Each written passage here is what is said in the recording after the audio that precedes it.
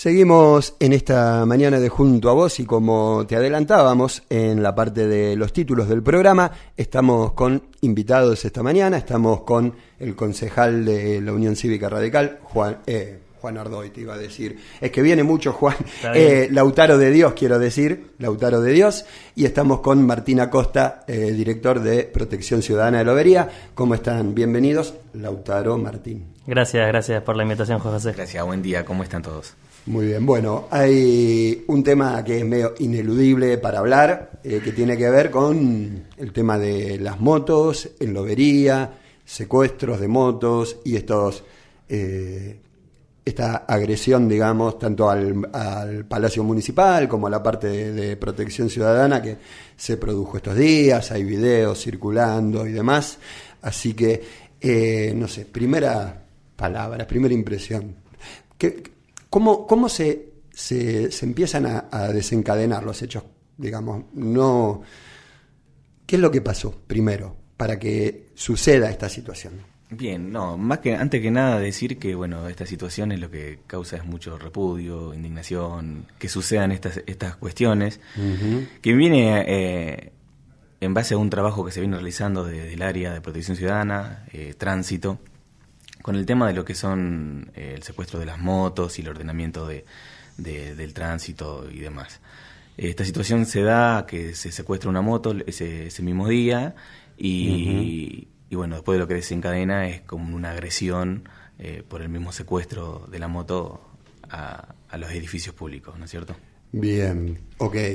¿Y el secuestro de esta moto, en qué circunstancia se da? ¿A raíz de qué? Bien, nosotros lo que venimos aplicando es la ley nacional, la 24449, y también la ordenanza municipal que se decretó fines del 24. Sí. Bueno, a la fecha de hoy, desde enero a octubre, llevamos secuestrada alrededor de 100 motos.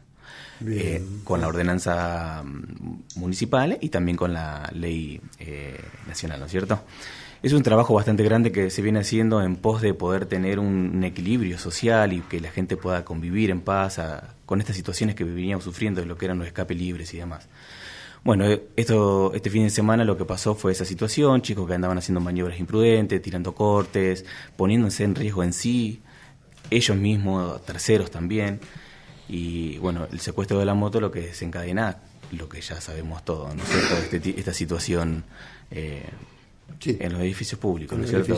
Y el riesgo que corren los inspectores, la verdad que es preocupante y la verdad que indigna y repudiamos totalmente esa situación, ¿no es cierto? De hecho, más allá de siempre repudiar cualquier tipo de agresión, ¿no? Sí. Pero incluso en este caso por el horario y todo, de hecho nosotros publicamos uno de los videos que andaba circulando, que no se veían las caras, digo, estaba resguardado eso, pero lo había filmado algún trabajador municipal, estaban entrando en ese horario muchos trabajadores también, digo, con todo lo que implica el riesgo de estar ahí en el medio de una pedrada justo cuando tenés que llegar a tu horario de trabajo, porque era creo 6 de la mañana, un rato antes de las 6.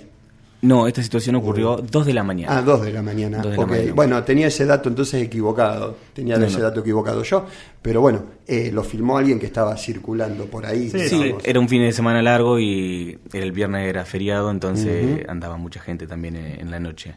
Era una noche de calor, no es que estaba fea. Entonces en Protección Ciudadana hay gente igual las 24 horas, ¿no? Con el tema de monitoreo. En el centro de monitoreo. Sí, y en el mismo lugar está el área de tránsito. El área de tránsito. Bien, así que más de 100 motos han secuestrado, o 100 motos aproximadamente, decías vos, desde enero hasta acá con la ordenanza. Y con la ley. Y con la ley, las dos, por supuesto. Sí. Yo te quería preguntar por ahí a vos, Lautaro, también, que recuerdo que cuando se estaba, debatiendo o cuando se aprobó esta ordenanza, habías venido vos a hablar, a contar un poco los detalles.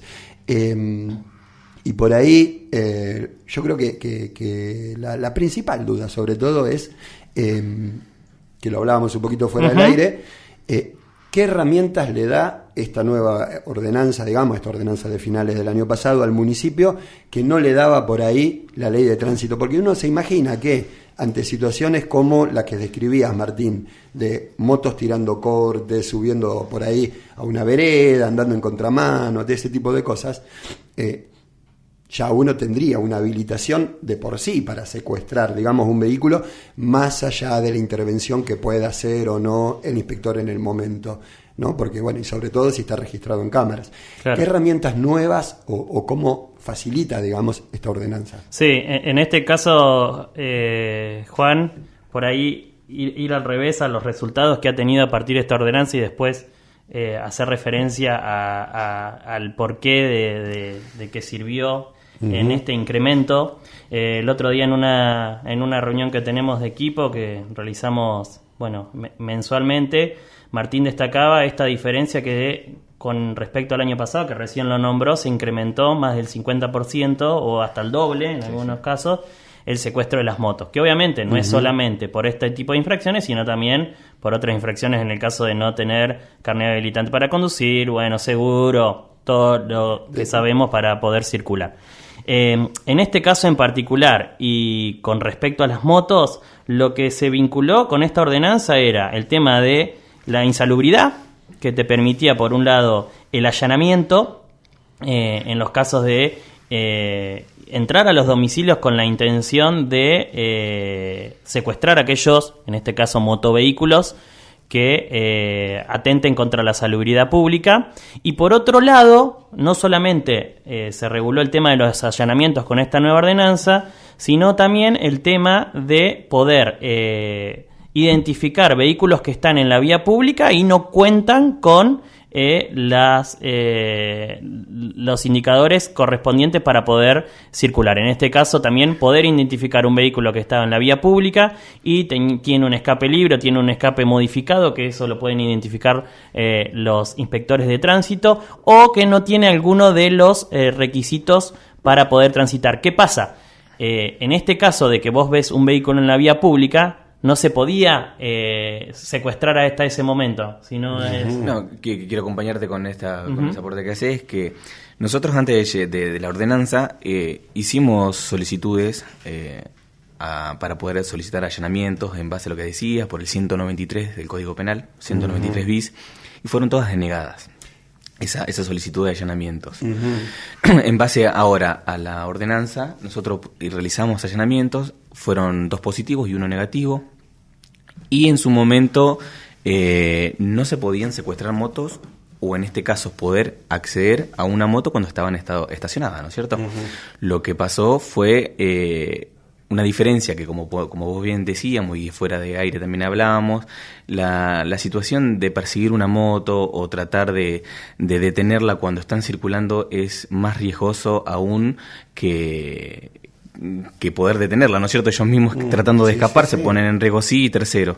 Ahora, con la moto se estando estacionada, uno puede trabajar de otra forma, sin correr riesgo y demás, porque existían esa posibilidad. De los operativos paran mucha gente cuando se realiza un operativo, pero este tipo de infractores o presuntos infractores no se detienen, lo evaden, escapan, buscan las 1000 maneras para no detener, porque saben que lo que sigue es el secuestro de la moto, porque no deben tener ninguna documentación, papel, o lo que fuera, o le falta el seguro o lo que sea, digamos. Exactamente. Sí, siempre en el caso de que lo puedas interceptar en circulación, porque si no estás circulando no estás realizando ninguna infracción, ¿no? Ahí está el punto. A ver, si uno no circula, no está realizando una infracción, y eso es lo que causaba quizá polémica con el tema de la ordenanza. El impedimento por parte de por ahí de personal de protección ciudadana y hasta personal policial de poder interceptar a estos presuntos infractores, porque no son infractores hasta que no se libra el acta, obviamente era ante el impedimento de que hacían maniobras evasivas, se subían arriba de veredas, de espacios públicos para evadir estos controles. Entonces, ante esta situación, lo que se le trató de dar a Protección Ciudadana es otra herramienta para poder secuestrar estas motos que se encuentran en la vía pública, Pero esto a raíz de un trabajo que se va realizando en Protección Ciudadana, de inteligencia de alguna forma, y a través de pruebas filmográficas y también con testigos que acreditan de que esa moto o el conductor de esa moto es infractora de algunas de las leyes de tránsito nacional o de las ordenanzas locales, ¿no? Perfecto. Claro, lo que me dijiste vos, lo acabas de decir y me lo quedé pensando, ¿no? Esa moto o el conductor de esa moto. En general, supongamos que usa casco, que muchos de los que evaden control y hacen esta maniobra no tienen casco, por él, ¿no? Y no queda el rostro o algo registrado.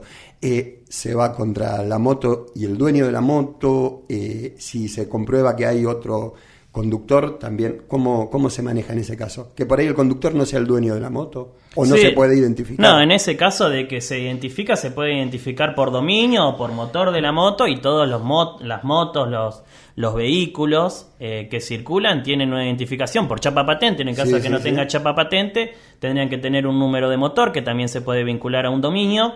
Y en ese caso, si no tiene ninguna... Si no se identifica al conductor, va contra el dueño las medidas. Exactamente. En el caso que se pueda... Primero, en el caso que se pueda identificar el dueño, es el dueño. Muchas veces se identifica el dueño y no quiere firmar el acta de infracción. Entonces se hace por el dominio. Claro.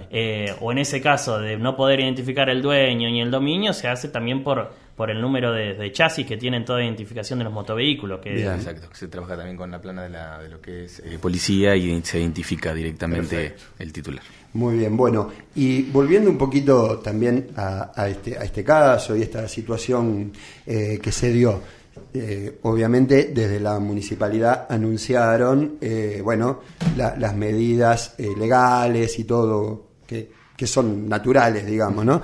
¿Cómo está? ¿Qué tipo de denuncia se hizo? Si es solo por daños, por algún otro tipo de cosas. ¿Cómo va avanzando? En el mismo momento se realizaron las denuncias en comisaría comunal por los daños al edificio público, y bueno, ya ahora está en manos de la justicia esta parte de que sería penal. Bien. Como también decías, desde la Intendencia se está realizando lo que son las acciones, también serían civiles, tratando de que los padres, porque se identificaron, porque a través del centro de monitoreo se logran aportar, se registran las imágenes y se logran identificar que son menores de edad. Entonces, todos los involucrados.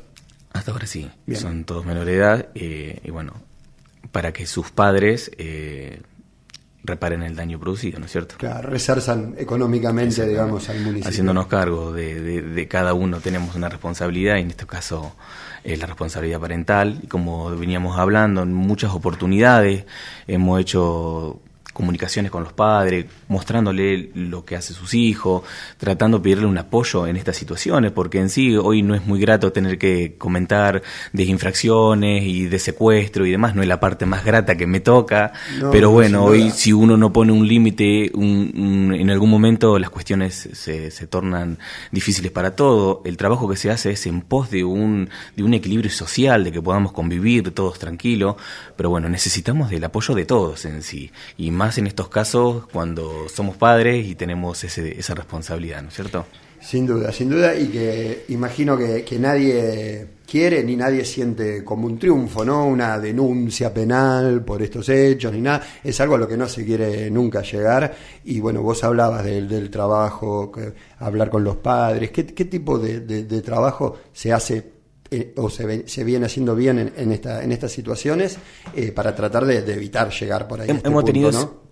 Hemos tenido situaciones en las que, una de las situaciones que tuvimos una entrevista con un padre que era menor de edad, ese chico nos terminó entregando la moto el padre. Nos llamó y nos terminó manifestando la situación de que tenía miedo del riesgo que ponía su hijo y demás. Un menor que evadía un montón los controles y ponía en riesgo muy grande la situación. La verdad que en ese punto, en una de las entrevistas nos dio resultado, pero en la mayoría no. En la mayoría en algún momento lo van a intentar, que es difícil, que no pueden, pero bueno, no todo correría por un control de un tercero, sino en este caso nosotros, pero necesitamos el apoyo y el control de cada uno en particular, ¿no es cierto?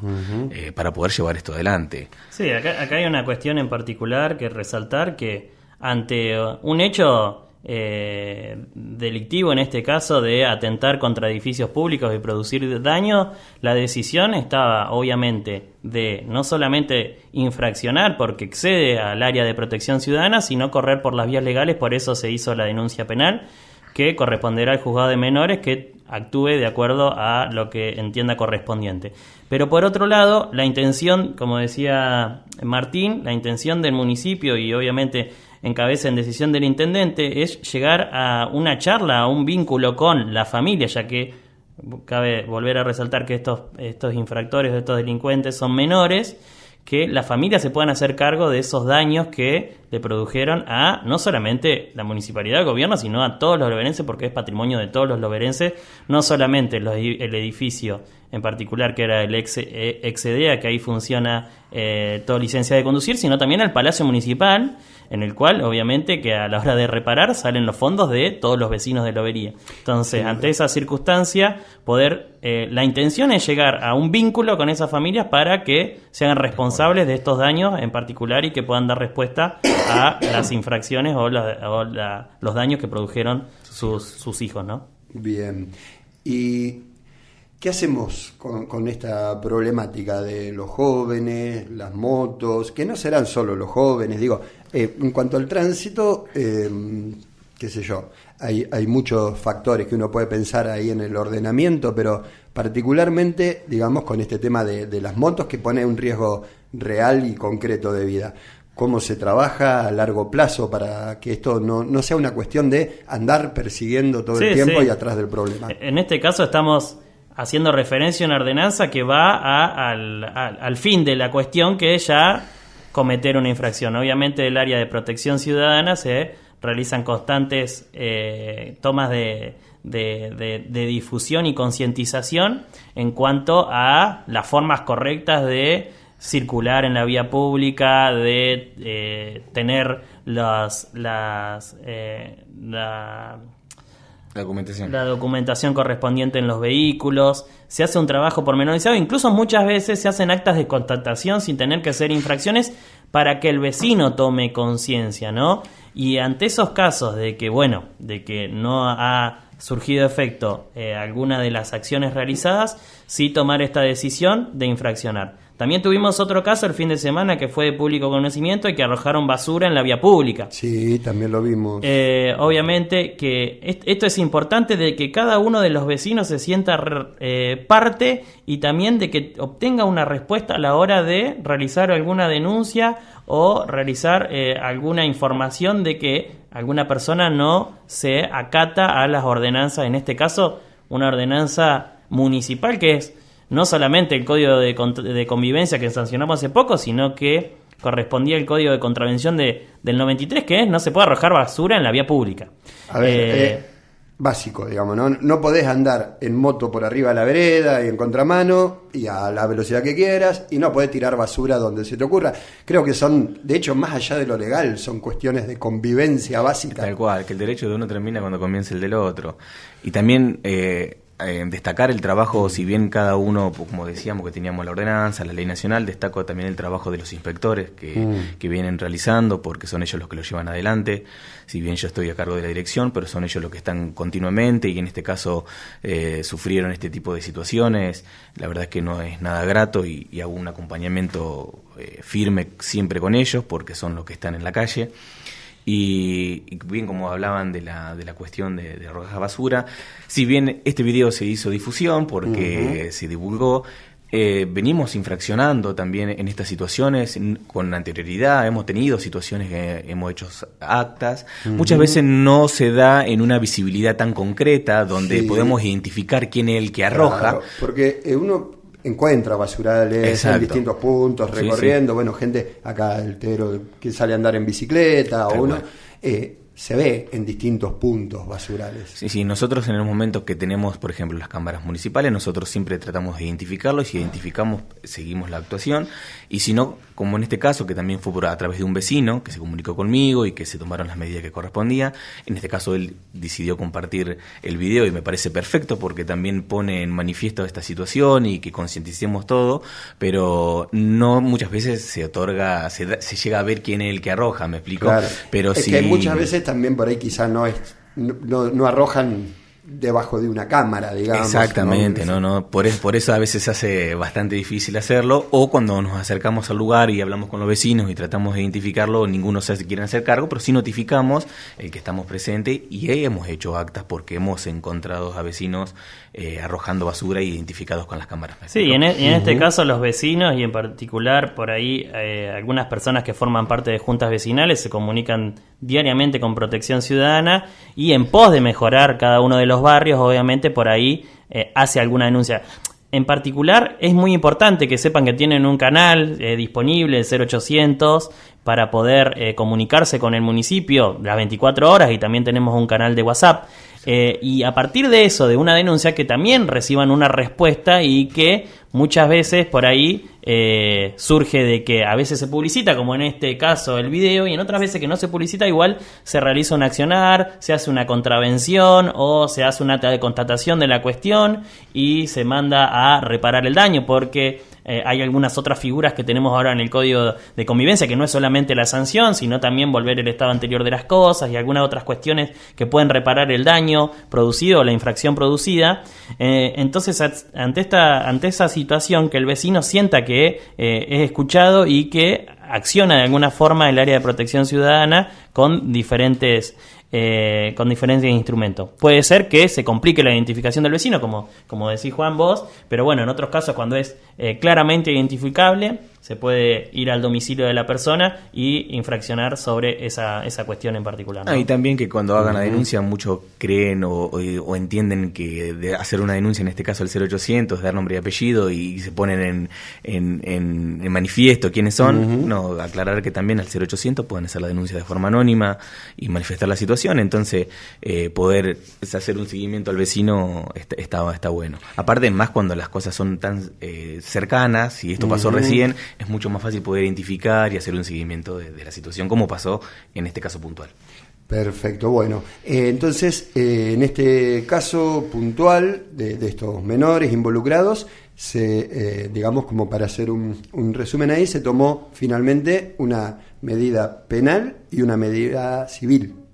Sí, se hizo la denuncia de forma penal y se están haciendo las acciones de forma civil. Exactamente. Muy bien. Más allá de, obviamente, la intención del gobierno local y en cabeza del intendente de vincularse directamente con las familias por fuera de cualquier denuncia para poder reparar lo más rápido posible el daño causado, ¿no? Exacto. Bien, perfecto. Entonces, el principal objetivo que está buscando ahora la municipalidad es, más allá de la prevención siempre a futuro con todo esto, es reparar el daño causado. Exactamente. Muy bien. Muchísimas gracias. No, gracias a ustedes.